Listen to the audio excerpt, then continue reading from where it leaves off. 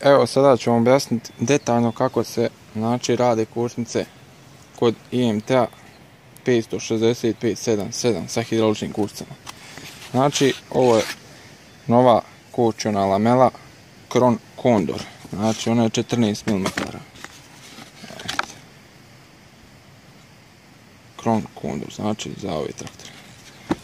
Ona je 14 mm.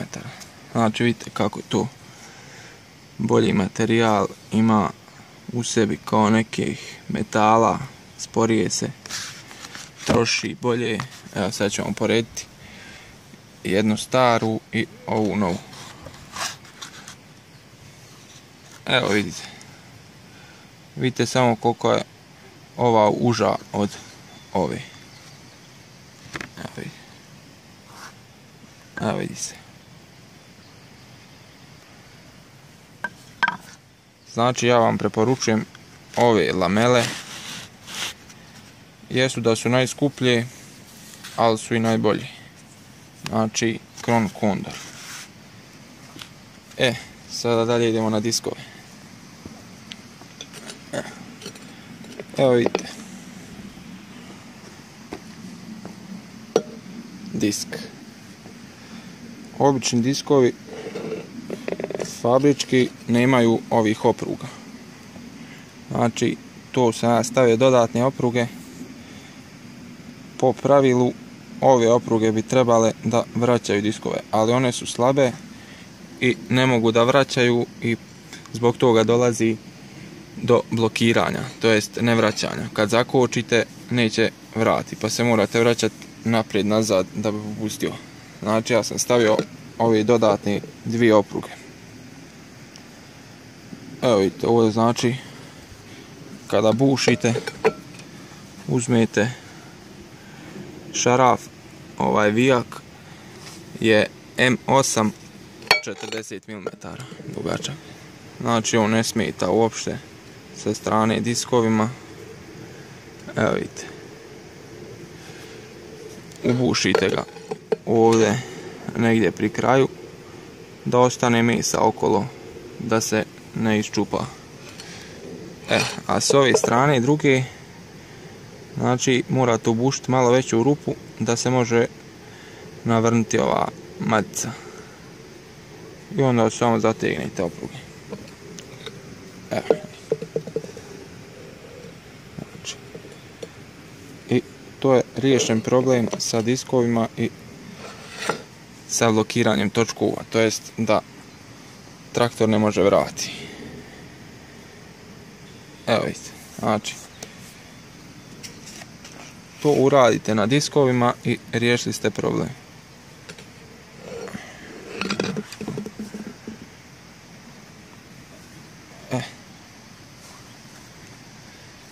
Diskovi, lamele. Sada idemo kod cilindra. Znači, ovo je pomoćni kočioni cilindar, zastava Knić. Znači, to su najbolji cilindri. Evo vidite, crijeva isto Srbija. Imaju garanciju cilindri.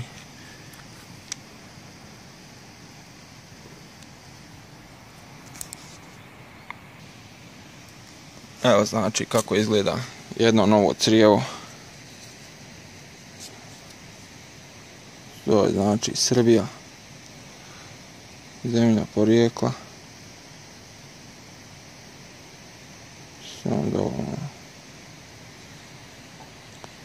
Evo vidite, Srbija.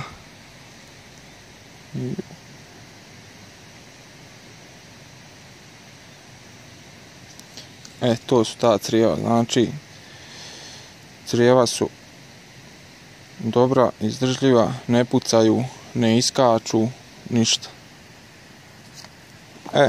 Evo vidite, to je taj cilindar, original, ima i garanciju.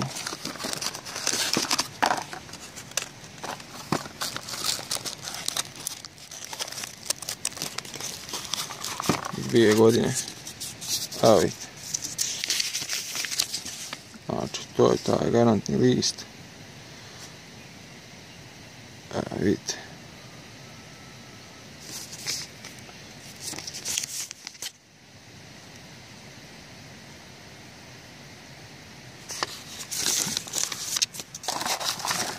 Što se tiče dijelova, znači to je to.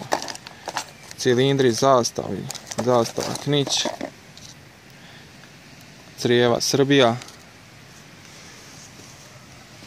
lamela Kron Kondor, znači 13 sa diskovima, ovo uradite, znači nemate potrebe uzmati nove diskove, možete stare staviti. Samo ih rasklopite, to ću pokazati poslije na starom disku, ne mogu ovaj rasklapati pošto su opruge jake, teško ih je nategnuti.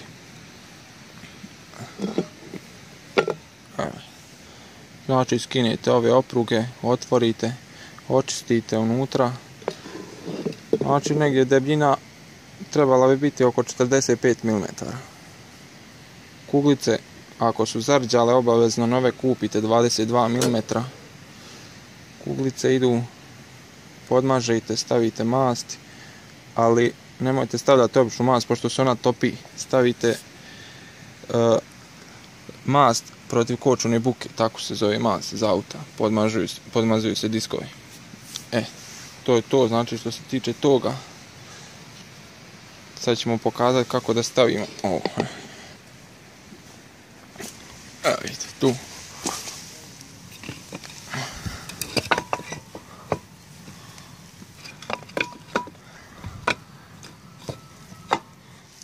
Evo, vidite.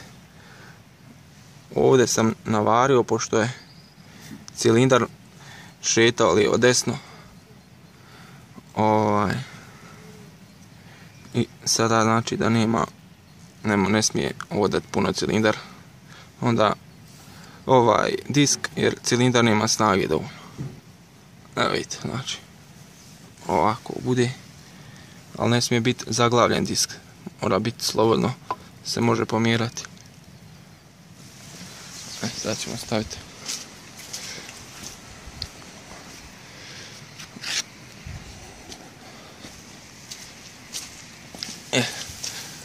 Još jedan važan detalj. Evo vidite ovdje ove zubove. Znači lamela, evo vidite kako ovo je prilično loše, ali može proći. Ako se ovi zubovi istrošeni puno, znači potrebno je promijeniti ovu dugačku poluosovinu. Jer lamela ne bi smjela ovo da radi. Mora biti znači dobri zubovi i dobro nalice s oba dvije strane. I jedna i druga lamela. Znači ove lamele su Kron Kondorove i jedna i druga. Evo vidite, tamo druga. Sad ćemo staviti ovu ploču.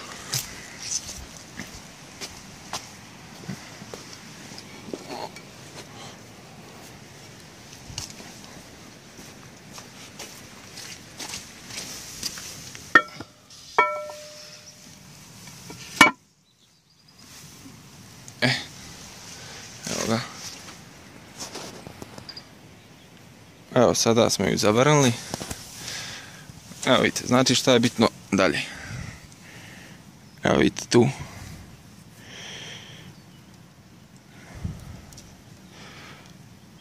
Evo vidi se dole, ne znam kako se vidi se, evo.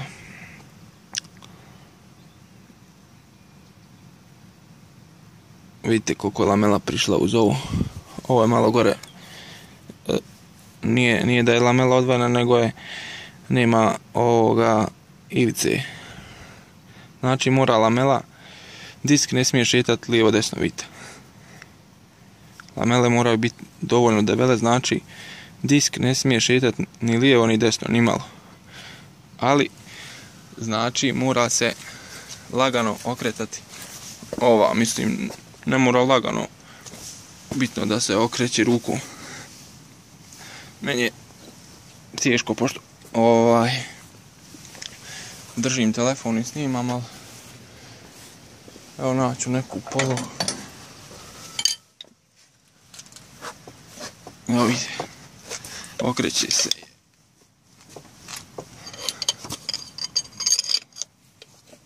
Evo vidite, znači tu se okreće. Znači mora se uglavnom okretati. Evo vidite. Znači ovo morate okretati. Evo vidite.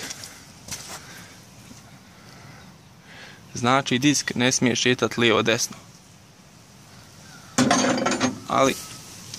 Ali se mora, znači, rukom okrenuti čitava ova poloosovina. I onda će biti sve u redu. Jer šta se desi ako ne možete, ako su lamele previše debele i ne možete okrenuti poloosovnije. Znači onda traktor ili se grije diskovi i zagrije se komplet ova truba, ili traktor ne može uopšte da kreni. Meni se jednom isto bile debele lamele i grijalo se. Zagrijalo se i potom znam da je ovaj kočeni cilindar izdrživ. Pokušao sam ga izvaditi da se ne stope gumice, ali nisam mogao, toliko je bio vruć. Kad se odladio, poslije sam ga izvadio i znači nijedna gumica nije odšla, niti se stopila. Niti je ovo crijevo iskočilo, niti je puklo. Znači, tako sam utvrdio da su ova crijeva i ovaj cilindar izuzetno jaki i izdržljivi. Sada stavljamo ovaj cilindar. Evo vidite kako ide on. Ovaj dio sa šarafima obavezno se okreće prema traktoru, ovako da stoji. Znači u ovom slučaju bilo bi to ovako. Evo vidite.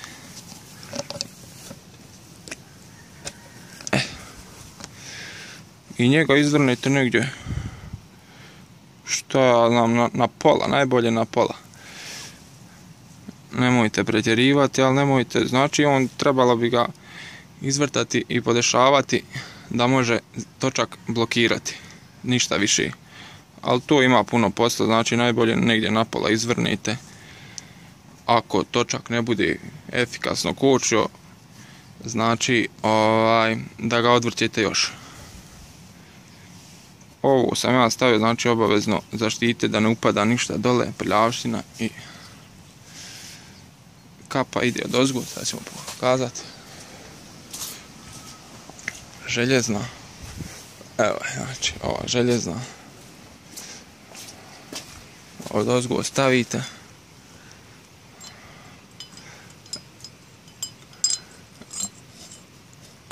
I posle možete silikonirati ovdje da ne upada ništa. I to bilo to, znači što se tiče toga. Evo kako izgleda ovamo postavljeno. Evo vidite.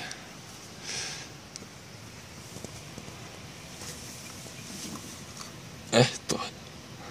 Znači ovaj točak efikasno koči. A ja podrazumijevam efikasno kočenje kada stisnete papučicu i ovo je, znači desni točak, namotate puni desni i on blokira i vi se okrećete oko njega. Znači to je efikasno kočenje.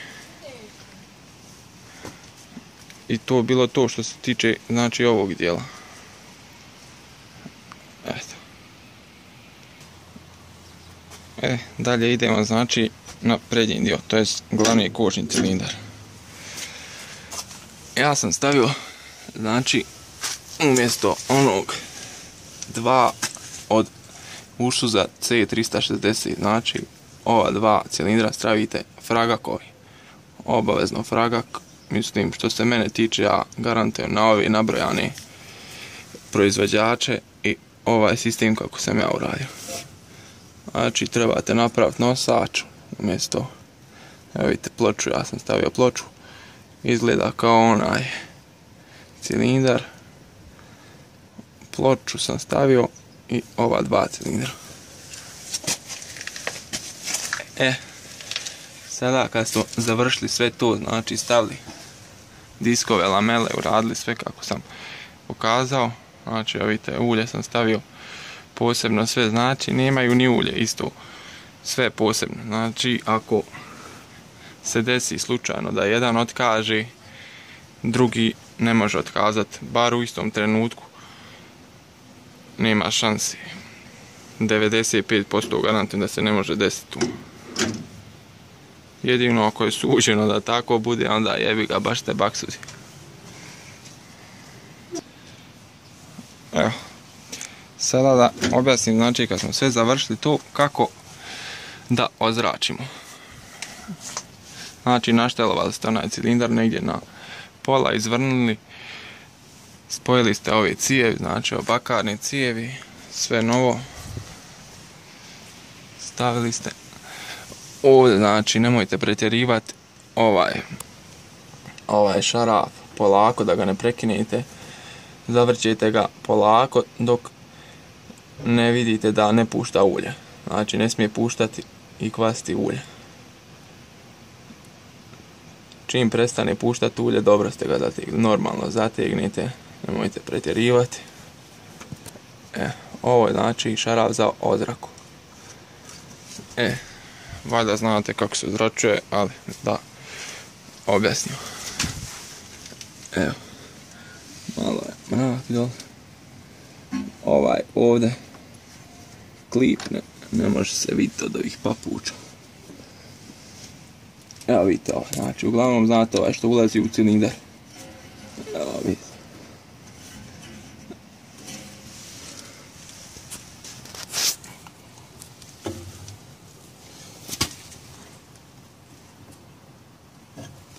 Evo ima ove gumce.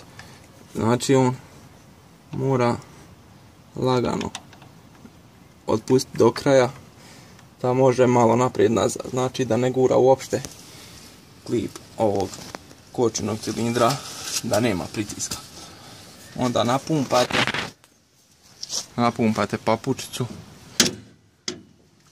i kada osjetite da ulje već popunilo od cijevi i ima nekog pritiska, stisnite papučicu do kraja jako.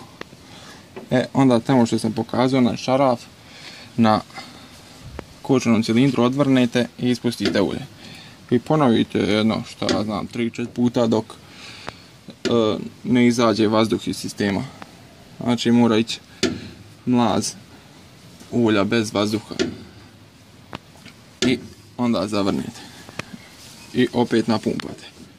I treba biti negdje papučica tvrda. Sada znači dalje. Kad stisnete to, točak mora blokirati. I to je znači odrađen posao, efikasno sređen točak i kočnica. Onda dalje podešavanje visine. Sad ako, na primjer, evo kod mene ova nema cilindar tam pa će mi izbiti ulje, ali nema veze.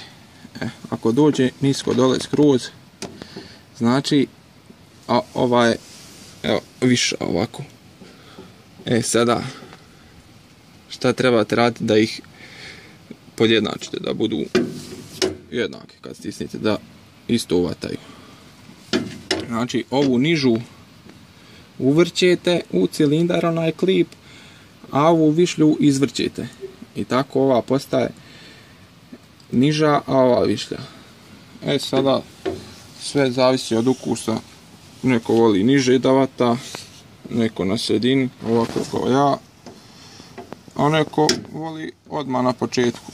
Ali ja ne preporučujem baš odmah da bude na početku, jer ne možete usporavati. Čim malo pipnete, on odmah blokira i nemate kontroli. Znači, postepeno. Negdje najbolje na sredini. On reaguje, kod mene reaguje, samo malo pipnete, znači on usporava. Malo jači pritisak, on blokira. I to je to, ko na autu kočnice su. I na to ja dajem garanciju sve što sam nabrojio i kako se radi. I to bilo to, ne znam šta više da kažem. Ako nešto ne bude jasno, pitajte. To bilo to što se tiče tih misterioznih i nemoguće rješivih kočnica koje sam ja riješio, baš za sada. Što se tiče kočnice, koče kao na autu. Samo ćemo vidjeti koliko će to potrajati, ali kod mene već evo više od pola godine to funkcioniše. Samo sam ovaj skinuo da snimim i pokažem vam kako se to radi. Eto, to je bilo to.